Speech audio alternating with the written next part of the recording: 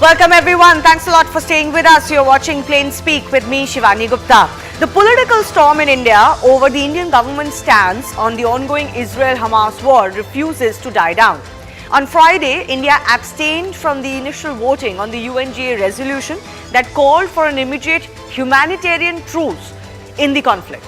The resolution was eventually passed, but 14 countries opposed it while 45 others abstained from voting.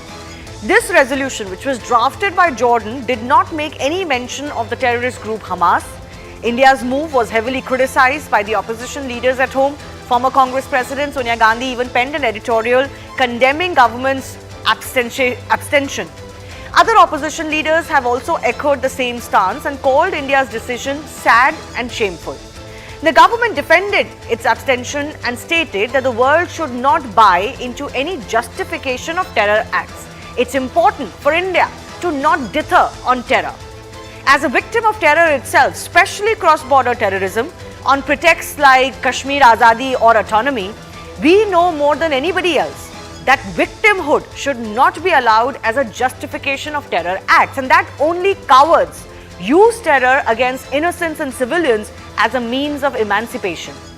You would think there would be all-party consensus on this, but for some reason, despite the fact that India also stressed on the need to address the humanitarian crisis in Gaza, there's a lot of condemnation of the Indian government stance. Now, is this essentially needless politics, drawing distinctions without any difference, and stoking emotions over a sensitive issue? We take that question to our guests in just a bit, but first, let's take a deeper look at what happened at the UN. Now, the UNGA passed a resolution for this humanitarian truce in Israel-Hamas conflict. 120 nations voted in favor of this. As I mentioned, 14 against and 45 abstained. Countries like India also abstained from any voting over this resolution. This resolution was drafted by Jordan, did not mention Hamas, and that was one of the reasons that many countries came together to either oppose or abstain, because it was not an unequivocal condemnation of the terror unleashed on Israel in this case. Now later, Canada proposed to insert a paragraph, basically amend this resolution condemning the terror attack by Hamas. India, in fact, voted in favor of this amendment that was brought in by Canada. The amendment was backed by 87 countries later, but it did lack the two-third majority needed, and hence it was not adopted. Now, soon after the session, India stated the reasons why it decided to abstain from the voting. Government source informed CNN News 18 that this move was guided by India's steadfast and consistent position as far as this conflict is concerned and as far as terror is concerned. The Indian government source mentioned there can be no equivocation of terror. There cannot be, of course, any ifs and buts put in. Terror attacks on October 7 were shocking and deserved condemnation, which that resolution failed to address. That resolution did not include any explicit condemnation of the attacks or Hamas. India calls for immediate and unconditional release of the hostages held by Hamas. Remember, it's a curious case. While everybody keeps talking about the humanitarian angle, as far as this conflict is concerned, very few people, certainly not those that are fighting for this humanitarian pause, are talking much about the hostages that are yet to be released by Hamas.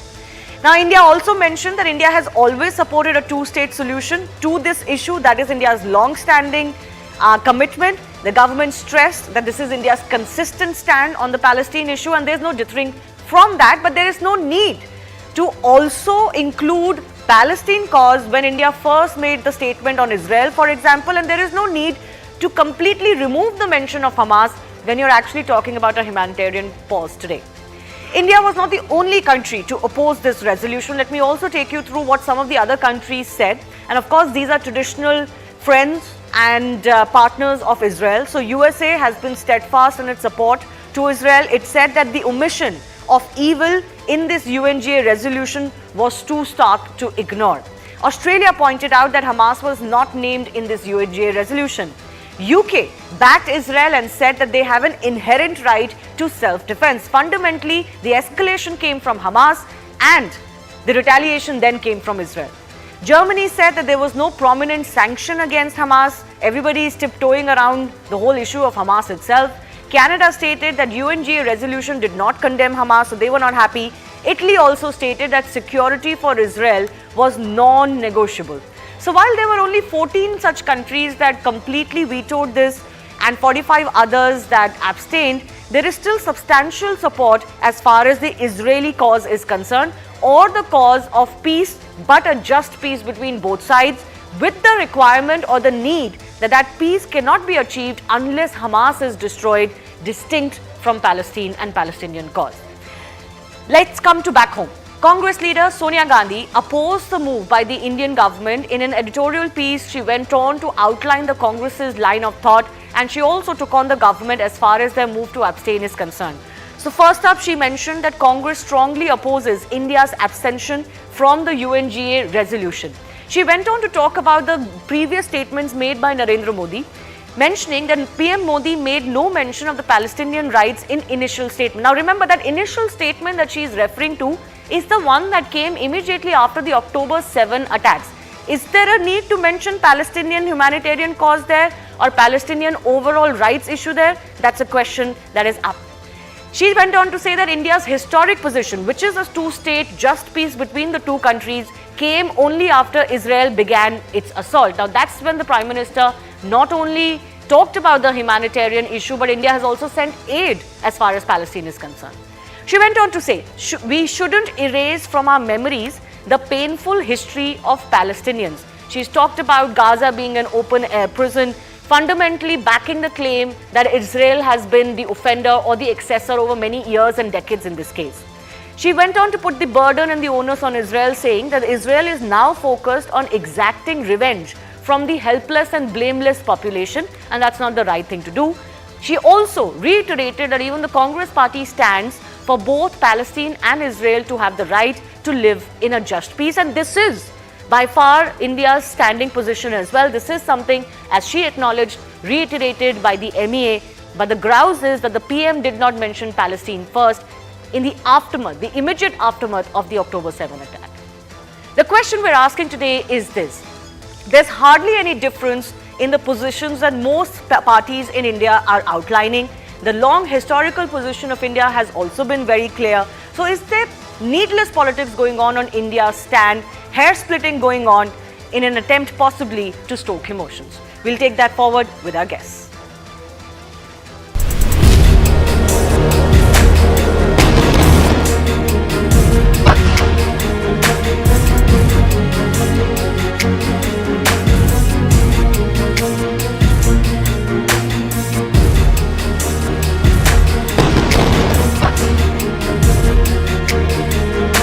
Terrorism is a malignancy and knows no borders, nationality or race.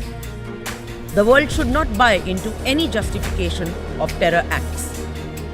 Let us keep aside differences, unite and adopt a zero-tolerance approach to terrorism.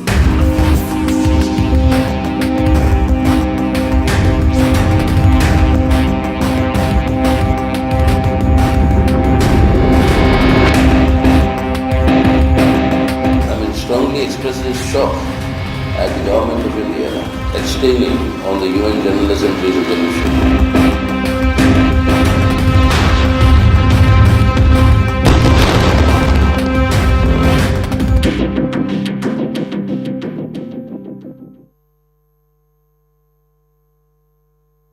Hello, Moto.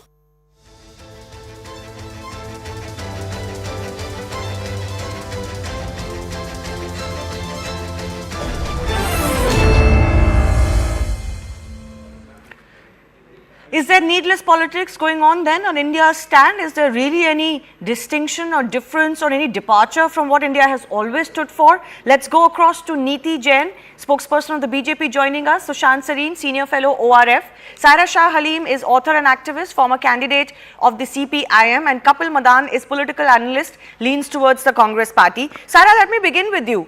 India has always stood for the two-state solution. They have always asked for peace in the region. They have backed for both communities and countries' rights. They have also aided in a humanitarian manner, the issues that the Palestinians are facing. What is the problem with the government stance? See, Shivani is very clear that there is an aggressor and there's an aggrieved. Now, everyone univocally condemns the attacks on Israel. What Hamas did was a complete terrorist attack. Everybody knows that. But you look at the human cost of the conflict. According to the official reports that are being coming out of Palestine, more than 7,000 people have died, and half of them happen to be children. Now, you can't be running with the hares and hunting with the hounds, because it is very clear that it is a totalitarian government here at the center in India, which is I'm sorry? tacitly supporting. There is a totalitarian regime in India right now, which is absolutely not taking any clear stand But on I the don't innocents understand, that have died. Saira, if you're going to, in a country like India, if you're going to go across and go out and keep saying that there's a totalitarian government in India, I don't know how seriously people are going to take this. I mean, some of this hyperbole has to come down. See, Shivani, can we ignore that out of the nearly 7,000 deaths in the post-Hamas attack, half of the casualties happen to be children? The hospitals are being bombed, the schools have been bombed, and here the people of Israel are not with Netanyahu. What are we going to No, talk no, I'm about not India's asking you position? that There have question. been I'm not global- interested in the politics there in have been Israel. global Saira, protests. There have been Saira, global first of all, I should against mention Israel. that any numbers that are coming out of Palestine need to be taken with a pinch of salt. Fundamentally, Pinch they're of being salt? governed by Aren't you Hamas, seeing- which is the aren't you terror seeing the video organization, footage? and numbers that are coming out of Shivani, Palestine is cannot be everyone believed blind at to face the value video without footages authentication. that are coming Let's not out forget of that Palestine? whole story about the hospital being bombed turned out to be utter lies. Right? But that's not the question I asked you. The question I asked you is, India has always stood with the Palestinian cause. That's our historical position. India has reiterated Exactly. that position. What is the problem with what the government has done today? Is it supposed to not condemn the terror from Hamas? No.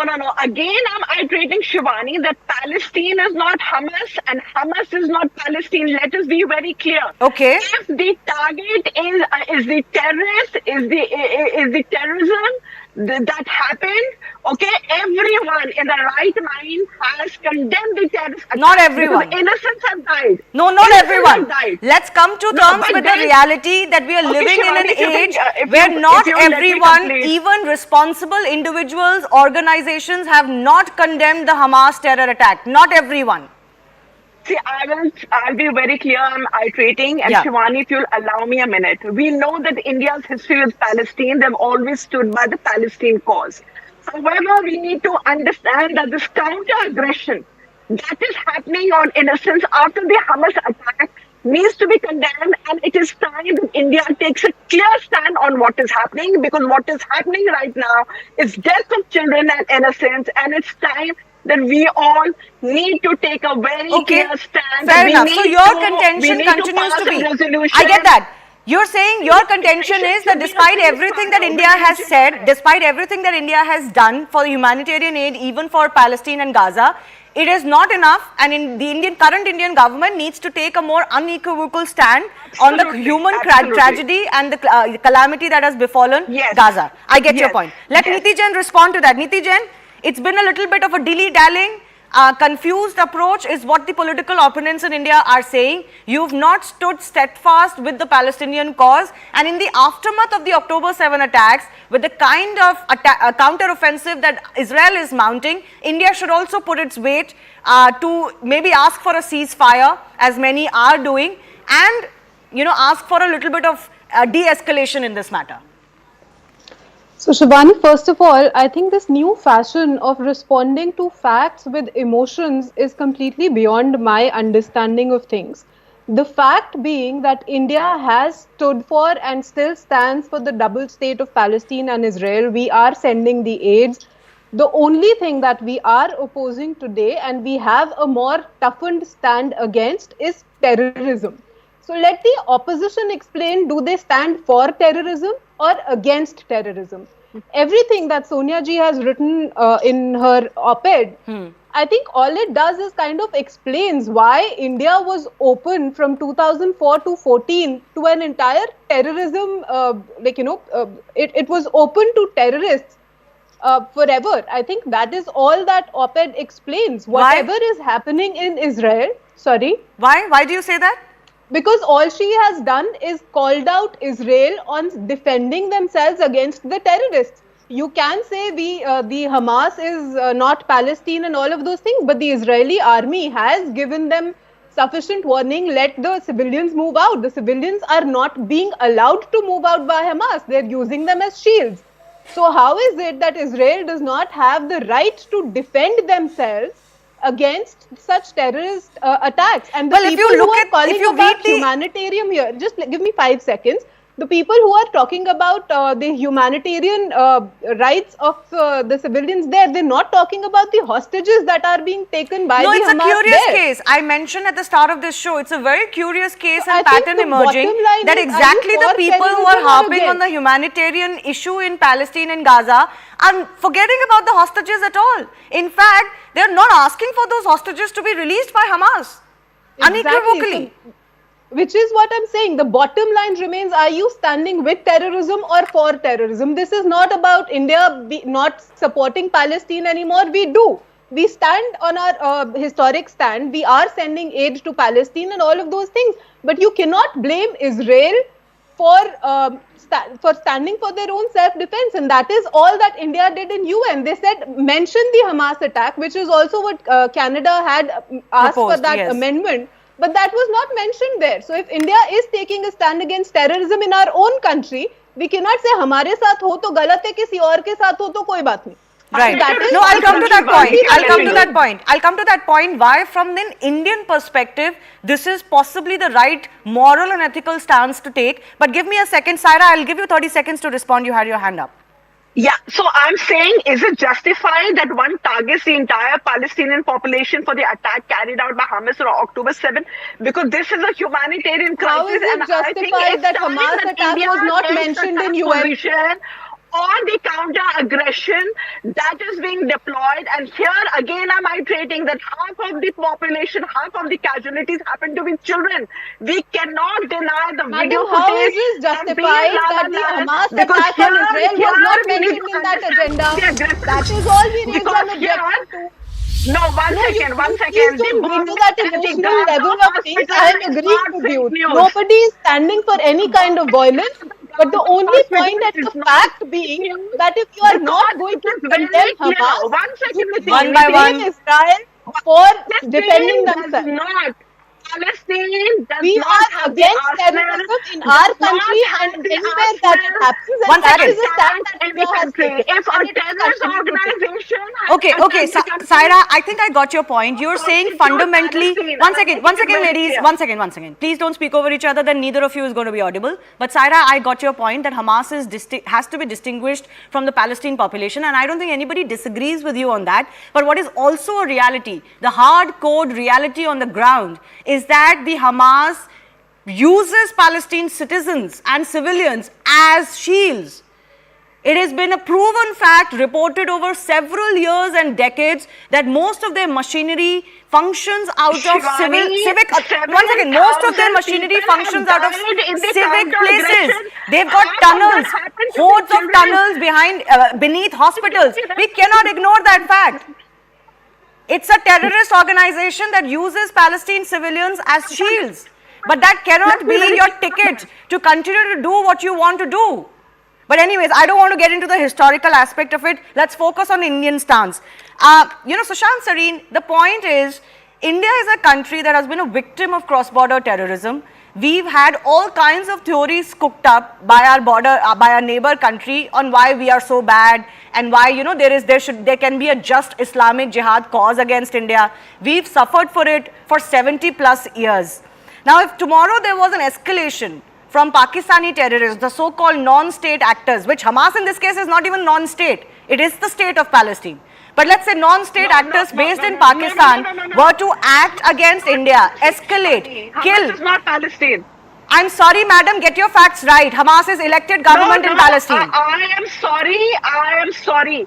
We need to get down into history and understand Hamas does not Today's history is represent Hamas the is official elected position government of in Hamas. Palestine. That's we the need history. to understand who set up the Hamas.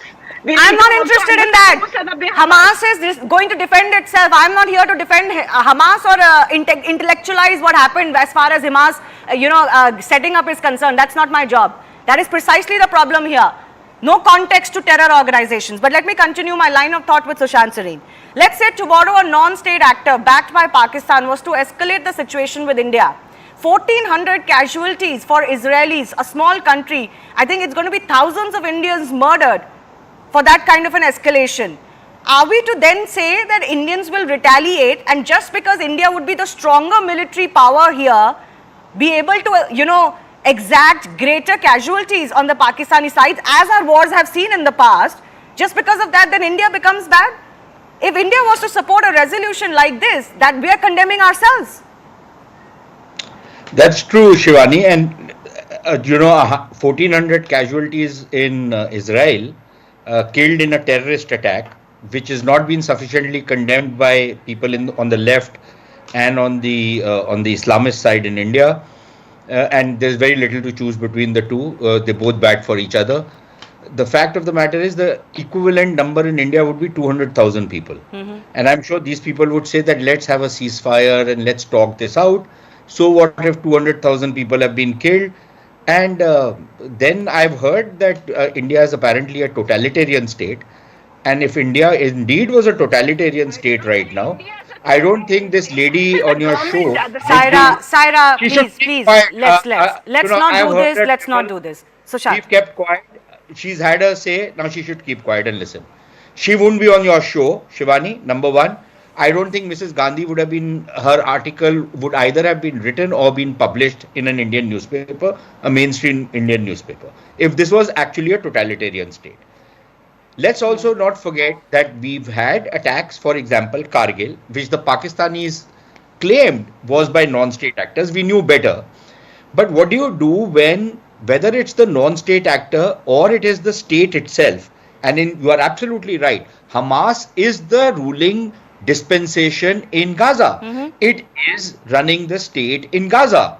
It is not running the state on the West Bank side, but it is certainly running the state on the Gaza. So now what is Israel's, and this whole, there's these familiar tropes, genocide, indiscriminate bombing. There is no indiscriminate bombing. The casualty figures are highly, highly, highly exaggerated, because if indeed there were those casualties taking place, then Pallywood, as this media arm of Hamas is called, Pallywood would also be giving you, footages of funerals taking place. We haven't seen funerals taking place, have we?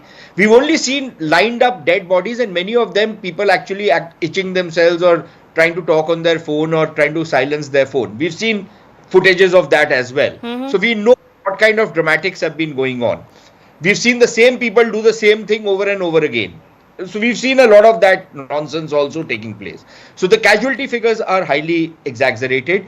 This whole thing about indiscriminate bombing, if it indeed was indiscriminate bombing, I think Gaza would have been flattened by now. It hasn't been indiscriminate bombing. And the fact also is, Shivani, that this is an accepted norm of a war. And what is happening right now is a war. In Gaza, war has been declared, an officially declared war. Now, what happens in war is that it is not going to be life as usual. You are targeting buildings, some of them residential, yes, but after giving adequate warning so that those are evacuated. But you're also telling people from that area to move out of that area so that they don't come into the firing range. Now, there are other examples. So, for example, let's talk about the Pakistanis who are, really feeling all outraged, like Saira Shah Halim is also out here. What did the Pakistanis do when they were carrying out operations in their tribal areas? They literally emptied out every single tribal district, whether it was in Swat, which is not exactly a tribal district, or any of the other 5 or 7 of the tribal districts were literally depopulated. And then the army steamrollered in. This is an accepted way of fighting a warlike situation, and in this case, actually a war. Now, what are these people against? Now, when a resolution comes in the United Nations, I think this is the first time that the government of India has shown the kind of clarity which needs to be there in this cause. We have very clearly distinguished between a terrorist attack we've condemned unequivocally, and we have not linked it with the Israeli operations, We have also asked for peace. We have not asked for a ceasefire because a ceasefire at this stage works in favor of the terrorists who are actually the state.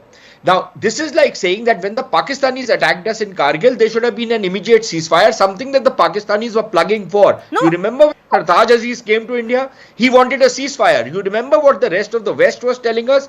Please do a ceasefire, which would have meant that those guys who had infiltrated into India and occupied Indian territory would have continued to stay out there. How can any country accept a ceasefire in this kind of a situation? No, the ceasefire, even those, I don't understand why people have such, moral lack of clarity. Forget moral lack of clarity, just strategic lack of clarity. If you ask for a ceasefire, you allow Hamas, which some on the left and liberal are willing to condemn as a terrorist organization, you allow Hamas to escape. Now, you yourself accept, some of them accept that with Hamas there can be no peace. It is a terror group, as Syria is doing.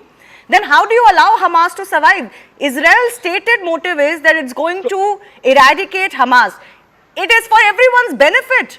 Shivani, the unfortunate aspect of this, Shivani, the unfortunate aspect of this entire crisis is that people on the left and the so-called liberal, who are more fascist than anybody else because they're the most intolerant people you can ever come across, they shut out voices of other people they don't like.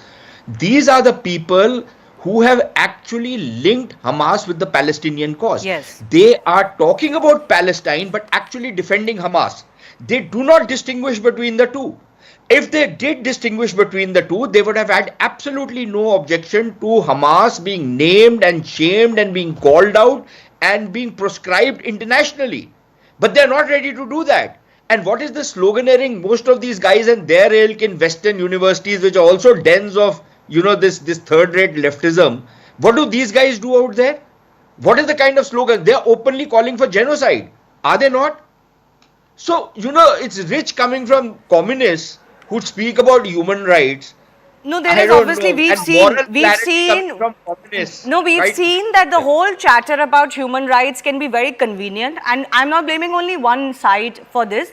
Human rights are a very convenient argument for virtually all sides. And in this case, human rights have been used as a fig leaf to basically ensure that nothing that happens from Gaza is ever retaliated upon just because, oh my God, so many people are going to die. So many people did die in Israel. You cannot ask a country of that size that has lost 1,400 people in one go to not retaliate. Whether you like it or you don't, that's not how the world works. But Kapil, I thank you for your patience. Let me come to you on what Sonia Gandhi has written. I find it odd. She goes on to say that we stand for a two-state solution in Israel, and this is also the position re-enumerated by the MEA. But she says that the fact that the PM initially did not mention the Palestine cause is wrong, and the historical stand was only clarified once the Israel counter-offensive began. Now, I don't understand, on October 7 or October 8, as the world is coming to grips with the sheer barbaric, brutal attack that these Hamas terrorists have inflicted on innocent Israeli civilians, many of them women and children, what are you supposed to say about the Palestine cause? Why should you have to say anything? You will just condemn unequivocally the Hamas attack. Why are you holding the Prime Minister responsible for just doing that? Now, let me give you a bit of history, Shivani. If you will look at the 2003 Oslo Peace Accord, it was during Mr. Vajpayee's government that India sent a representative in Palestine. In 2003, we passed a resolution during Mr. Vajpayee's government that voted against the construction of a wall that was to be constructed on the West Bank. So this has been the stand of the government during the Mr. Vajpayee's government. Now, allow me to now answer this.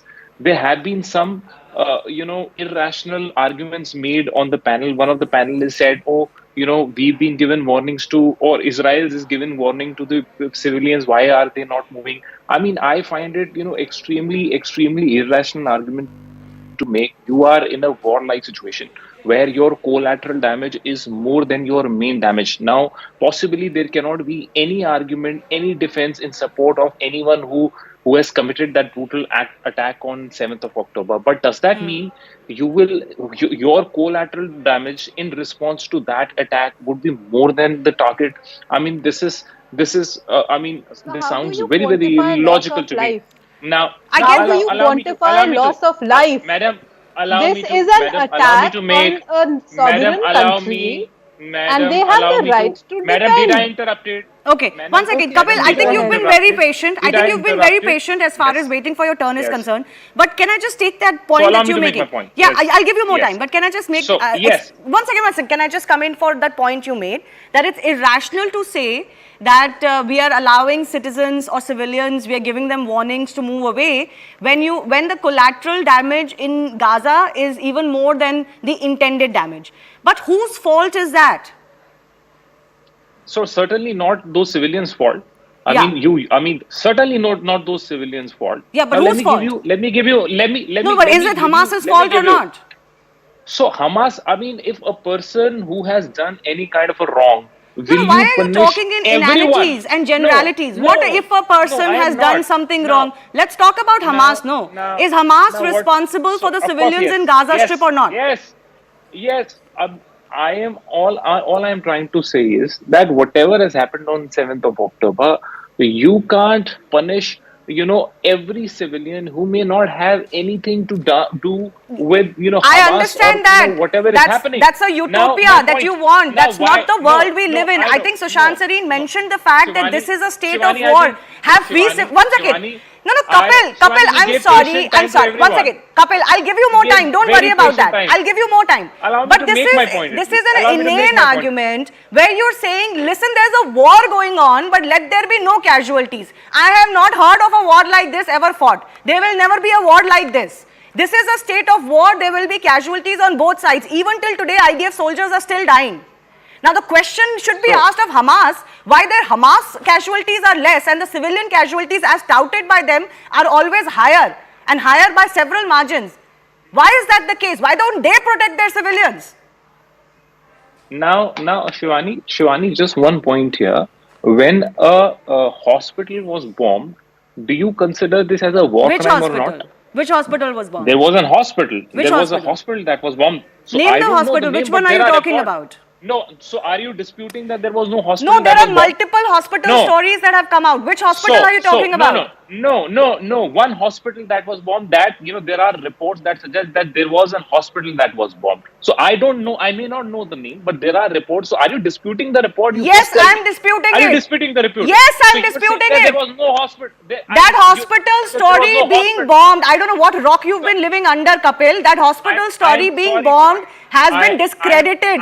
Even by the most leftist organizations across the world, they have had to accept that hospital was not bombed. So I am sorry, Shivani. There was a The blast US that took president, over there because of a misfired rocket by Islamic Jihad. That is of a group of Palestine. Shivani, did you go there and investigate? Did you go there? I'm saying that there were. Did you go there? There are reports. Did I said who bombed? But did you go there? No, but did I say who? But why did you ask me that Did I say who question? bombed? No, but did you go? I am asking because you disputed. No, but did you go there? Why would you throw that? I'm sorry, Kapil. Don't be clever by half. Why would you throw that in my face? Did you go there? If you didn't go there, I will listen to you if you were there. Because you disputed. I'm disputing it because all international agencies have disputed it. No, the hospital who has bombed is disputed. And it is not in dispute that a hospital was bombed. No, it was the car park of the hospital. Nahi aur lo. It was not the hospital. It was the car park of the hospital. Everything about that story has been disputed. The fact that 500 people died, disputed. So अभी आपने बोला कि hospital bomb नहीं हुआ, आपने मेरे से नाम पूछ लिया Yes. हॉस्पिटल का. बताइए कौन से हॉस्पिटल की बात कर रहे हैं आप? तो आप बोल रहे हैं कि अभी अच्छा आप बताइए कि कौन से कार पार्क में बॉम्ब हुआ, आप बताएं. You are a No, but you brought this up. The onus is on you to establish the facts. Half-baked stories मत बोलिए ना यहाँ पे. Half-baked story नहीं बोल रहा Shivani, but your viewers are getting. What are they getting? I am not getting. आप मुझे तो explain कर दे क्या बोलना चाह रहे हैं आप. मैं ये बोलना चाह रहा हूँ इसी शो पे आपने पहले डिस्प्यूट किया कि हॉस्पिटल बॉम्ब नहीं What is हुआ। your point? मैंने तो पता नहीं कि किसने बॉम्ब नहीं Kapil, किया। what is your point? You're not an expert on Palestine. You're not an expert of the Gaza Strip. You've not been there, Yeah. right? Neither Get to you the are. point.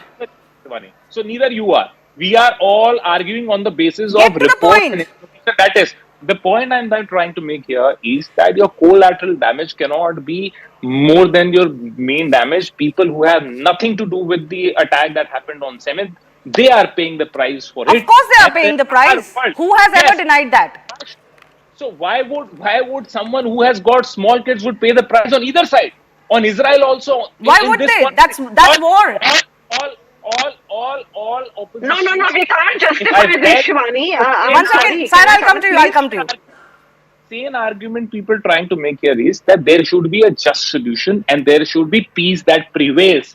I don't Okay. know Kapil, why do people have, Kapil, why do out of people all have- of that long intervention, the question I asked you, you didn't answer. My question at the very start of the show has been, India has batted for a two-state solution. India has always stood for the just rights of the Palestinians to have a state. So what is the problem here? We are discussing why people are criticizing Indian government stance. आपने उस पर तो कुछ बोला ही नहीं। मैंने आपसे सवाल पूछा था कि प्रधानमंत्री सुनिए अब आप सुनिए प्लीज। मैंने आपसे सवाल पूछा था कि सोनिया गांधी ने अपना एडिटोरियल पीस लिखा, उनमें उन्होंने कंप्लेन करी कि प्रधानमंत्री के पहले स्टेटमेंट में उन्होंने पैलेस्टीन का मेंशन नहीं किया। My question was, on October 7, October 8, when the Prime Minister first made his tweet, his first statement was in the immediate aftermath of the fact that the world was waking up to the most brutal, barbaric, worst attack on Jews since World War II. In that moment, is he supposed to talk about the so-called Palestine cause, or is he supposed to extend Shivani, his can I come in? sympathies to a Shivani, friend can like I come Israel? in? Shivani, But can that, I come I'm not in? getting an answer to Shivani? that. Sarah, 1 second. Yes, No, let me give him 30 seconds to Shivani. respond Of to course, that. in a conflict, immediately after 7, the conflict started, and the Prime Minister has opinion on almost everything, and where the issues that requires his intervention, the issues which requires taking a stand, the Prime Minister is not to be seen anywhere. Okay. We've seen it in Manipur. How forget what has happened in Israel. The brutalities were committed in Manipur also. We've seen how BJP government has not taken responsibility. Okay, fair and enough. it took Saira, more than- 30 seconds, then it took them more Sushant. than- Okay, final comments, please, Saira. Okay, now there was a lot of whataboutery about the reportage that's coming in. Can we deny that this is as of today, 30th, an Indonesian funded hospital has reported, like more than hundreds of deaths in a hospital? Can we deny that reportage and say that they are struggling to treat a deluge of patients? I didn't deny that. Thanks to the Israeli bombardment, can we deny that? I didn't deny that. Funded I hospital only Gaza? denied the particular story about a hospital Shivani, being can we bombed, deny quote the unquote. complete blackout? Can we deny the complete blackout in Gaza? Yes, I can deny that. Internet was cut out. Yes, I can we deny that. The fuel was cut out. So Madam, I can deny why that. are you contesting? Why are you contesting that more than 7,000 I can deny the fact that there is no complete blackout in Gaza. When we know that there's been a blackout, when we know that there's been an internet blackout, when we know Yet we keep that seeing all of these reporters are footages not coming out. they're not allowed to actually send out the correct reportage from that area. So here we need to rely on all information that is coming in. Sorry, I can't rely on all kinds of information coming in. It's my job to verify and sift through the information. As far as that hospital being bombed is concerned, that information was wrong. Every news outlet worth its salt, regardless of its historical stand or its leanings, has had to accept there was no Israeli bombing of a hospital leading to 500 casualties. That is it. Yes, Sushant Sareen. There was Sushant a Sareen. hospital that Okay, was so bombed. Shivani, Very quickly, I have limited time. Saira, limited time, please. Okay, Thank you. so one, if there is a blackout, that is very much part of war. You take out the energy infrastructure of the other countries. Turkey does it. All sorts of other countries do it. I don't see people like Saira Shah Halim, get all apoplectic when that happens, when Turks do it or some of the other countries do it. Number one. Number two, just because some previous government had taken a certain position does not mean that every government for the next 1000 years in this country is stuck by that position. If we have changed our position and we've become clearer on the issue of terrorism, good for it. So just because Mr. Vajpayee did it or Nehru did it or somebody else did it, nobody gives a damn. Okay. This is a new situation. Number 3, Mr. Mr. Madan makes this proportionality. One person only, please. What would he have? Mr. Madan makes the proportionality argument. What would he have Israel do? Would he have Israel ask Hamas to give 1,400 women, children, men, old people so that they can be massacred in the same way and Mr. Madan would be happy? And the last point, when he says that there has to be a peaceful solution, you cannot have, for example, a peaceful solution if you are going to talk to Lashkar-e-Taiba or Jaish-e-Mohammed. Similarly, you cannot have a peaceful solution if it is contingent on getting the approval of Hamas, which asks for the genocide of Jews. Okay. It is not possible to have a peaceful solution. No, So it is until and also a unless contention, you and I fight think for Hamas, those there talking is about no- history should talk about the fact that there was peaceful solutions, cannot two-state allow a solutions genocide on the happening table. anywhere in Which the side world? is responsible for repeatedly refuting the two-state solution? That question should also be asked if you're looking at history. But I've run out of time. I'll give Niti Jain 30 seconds only.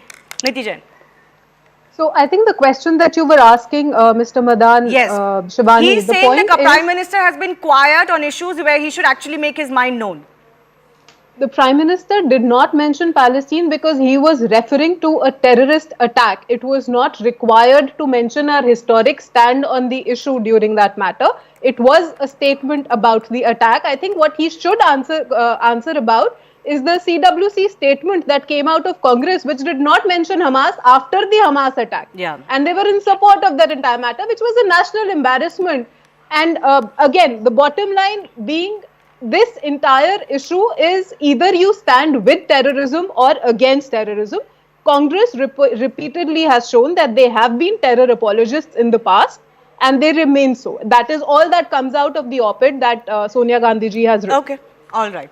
I'd leave it at that. I do thank all of our guests for joining us. Sushant Sareen continues with us. On the other side, we look at the other aspect of what has happened in the aftermath of the Israel-Gaza conflict. The growing anti-Semitism quite openly all across the world. Now a mob stormed into a Russian airport allegedly looking for Jews, targeting Jews. Is anti-Israel hate becoming openly anti-Jew hate? We'll take that on the other side. Hello, Moto.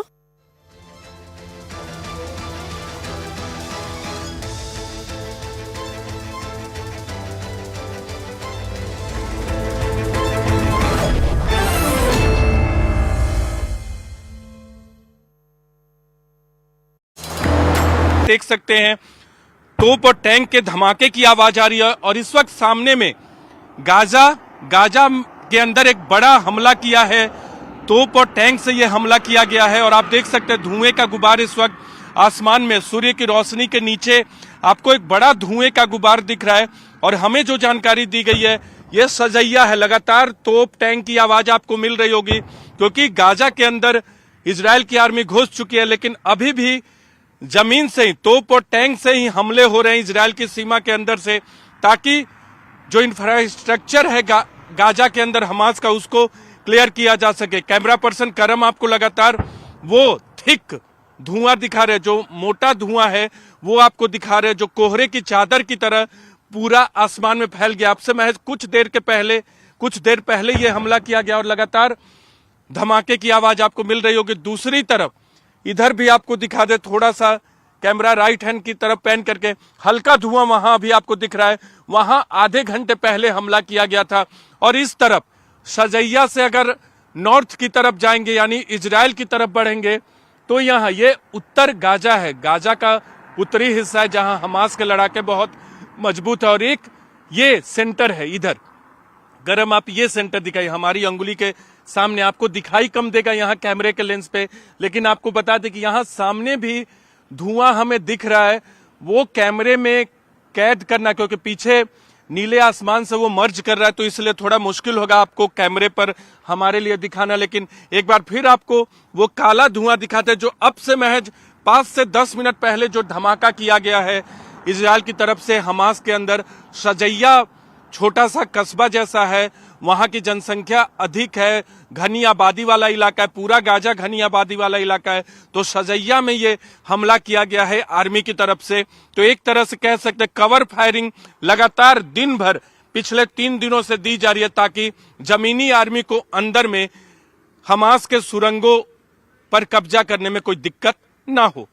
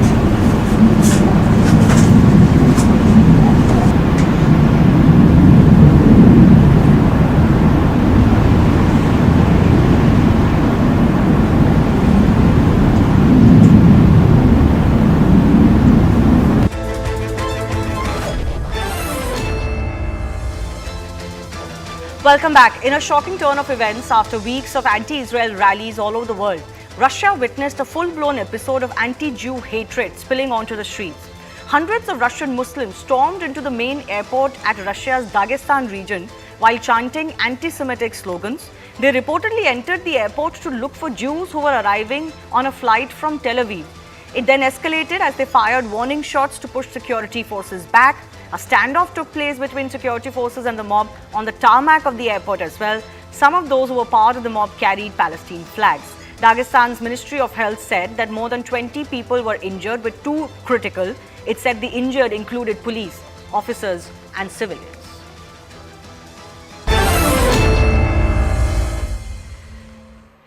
The big issue today is anti-Israel narrative, hatred or politics descending into openly anti-Jew hatred onto the streets. Adam Scott Bellos is CEO, the Israel Innovation Fund, and Sushant Sareen, Senior Fellow, ORF, continues to be with us. Adam, thanks a lot for your time. How are you looking at the events, not just in Russia, but the fact that there are a lot of rallies, for example, in New York, in Sydney, where we've had either openly anti-Semitic slogans or symbols being displayed. There have been stray incidents of Jews being attacked, and now this mob that almost descended to, quote, hunt for Jews in Russia. What's the question exactly? What exactly do you make of these turn of events? Do you feel this is anti-Jew hatred that was masked under anti-Israel politics?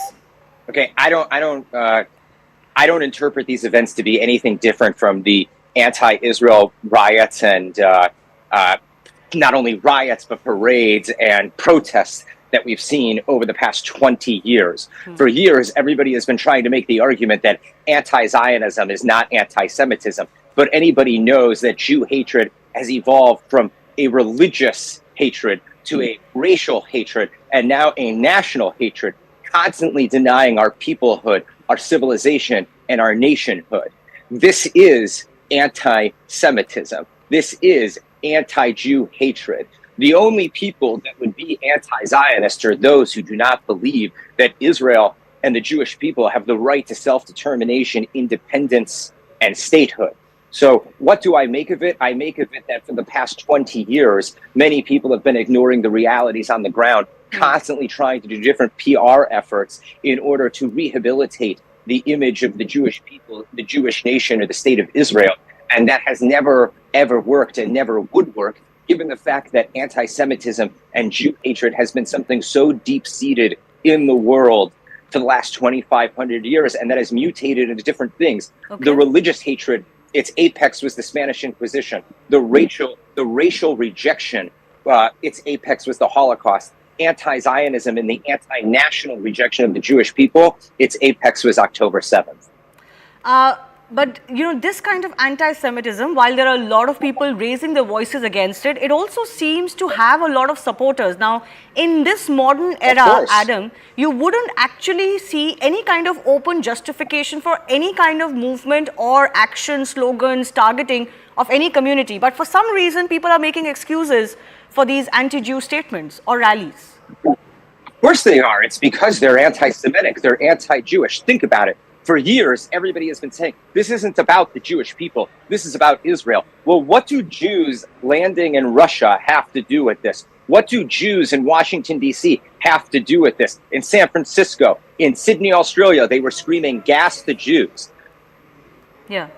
The Palestinian National Resistance Movement, has always been an anti-Jewish, anti-Jew hatred, a Jew hatred movement.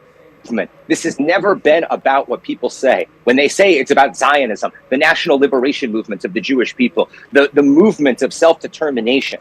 It's a bunch of baloney, malarkey, as Joe Biden would like to say. He loves to use that term. The fact is that this is about one thing: Jew hatred that has been a systemic problem in the world for 2,500 years, since the Jewish people were the very first victims of Western imperialism and colonialism by the Romans when we were exiled from our land for the second time. It's extremely important to realize this is not about Israel. This is about the radical Islamic goal of retaking all of their lost territories of Dar al-Islam, and completely and utterly eliminating any problem or obstacle in that path. The state of Israel, the Jewish people's national home, is the main obstacle to that goal. Okay. Plain and simple. Before I go to Sushant, I do want to ask you, how worried are you about this rising trend? And do you feel Western governments or governments anywhere in the world have done enough to stand against this open anti-Semitism? I'm completely and utterly worried for every Jew all over the world. I actually believe that Jews are much safer in Israel, even after October 7th, than they are anywhere else in the world. If you ever watched my show, Wine with Adam, that was quite popular in Israel, my last episode before the war started was with the former ambassador from the United States, Tom Nides, where we discussed the Biden administration's anti-Semitism policy. And it was hailed as the very first anti-Semitism policy in the modern world. And when I said I had read it, the response was, "Oh, did you like it?" And immediately I said, "No. How could I like it? It was a one-sided policy dealing with right-wing extremism and white supremacy and anti-Jewish hatred on the side of the right. It did not fully encompass the problem of anti-Semitism from both left to right, right to left." It's very important to understand this is an entire ideology that has been brewing for 20, 30 years. No one is prepared for it. Even the Jewish community is not prepared for it. There's no self-defense classes being given for free in Jewish day schools, synagogues, and community centers. The Jewish community has not prepared for this. The American government has not prepared for this. The only safe place for Jews will be the state of Israel, because it is our national homeland and it is our safety net. Okay. Sushant, I have a couple of minutes. Thanks a lot for your patience. In India, historically, we've seen absolutely no anti-Jew sentiment. It is one of those countries where Jews have not only, been repatriated and rehabilitated and have lived very peacefully and very protectedly. But there are concerns for India from what kind of sentiment we're seeing, burgeoning across the world. And there seems to be some sort of intellectual cover fire or, justification for these kind of protests or even openly anti-Semitic moves around the world. Do you feel there could be any concern for India as the aftermath is in this aftermath? Look, I think there is going to be a problem out here as well. And we've seen that on some of the, in some of the street protests out here. Although it's still a very small, isolated kind of protests that are taking place by a few specific parties, mostly Islamist parties, backed by the typical leftist communist crowd. But look, Shivani, there are two things out here. One is that, just as Adam is talking about, how Jews and Zionism are being conflated, and then it's basically anti-Jew hatred. which is then given the cover of being anti-Zionist, and then, everything becomes kosher. You can go ahead and target anybody, right? Is the same way they are defending Hamas by talking about Palestine, when in effect they are defending what Hamas did. They're not talking about Hamas. They say, no, Hamas we condemn, but we're talking about Palestinian right. So that conflation is taking place. Let's be very clear about what is happening. Secondly, I think what has happened is that, especially in the West, and then it filters down to India, what has been happening is that a climate of permissiveness has been allowed, where it's perfectly fine for Muslim mobs to come out and then, shout out the most vicious kind of anti-Semitic stuff, and nobody really takes notice of it, that okay, it's some people just letting off steam.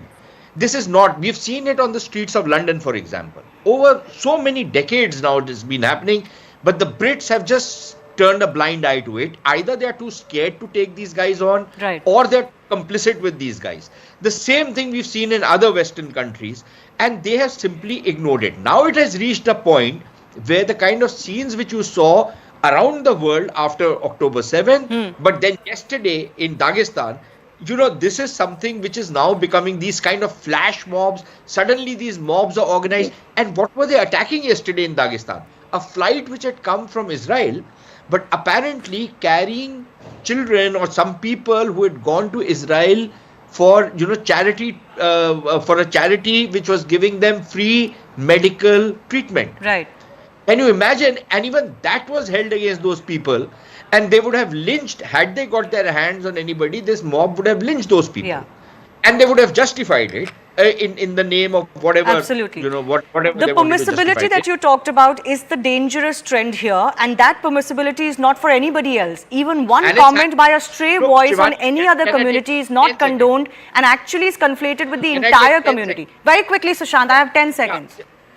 So I think it is a wake-up call for Indian political parties, regardless of what your position on Palestine issue and everything is, that you cannot sanctify, you cannot permit this kind of language in India, because then this thing spreads, and if you come into power either in a state or in the center, then this becomes the norm, and I think we all need to guard against that.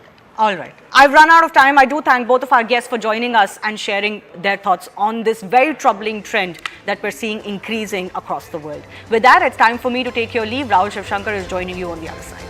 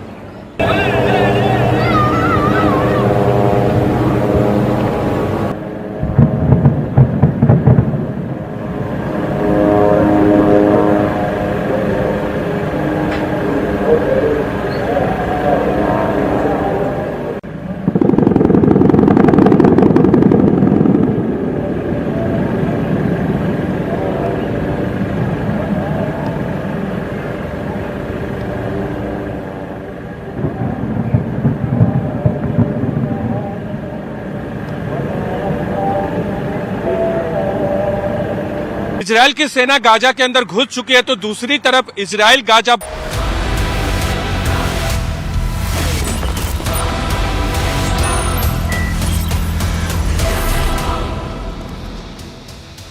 Viewers, we're going to be discussing a sensitive subject tonight, so you have to really be paying attention to what I'm going to say and to what some of our guests are going to be saying. It's an inflection point, let me tell you, viewers, and it's a dangerous one. Now, viewers, it's the kind of brazen platforming of terrorism that one associates with our neighbor Pakistan.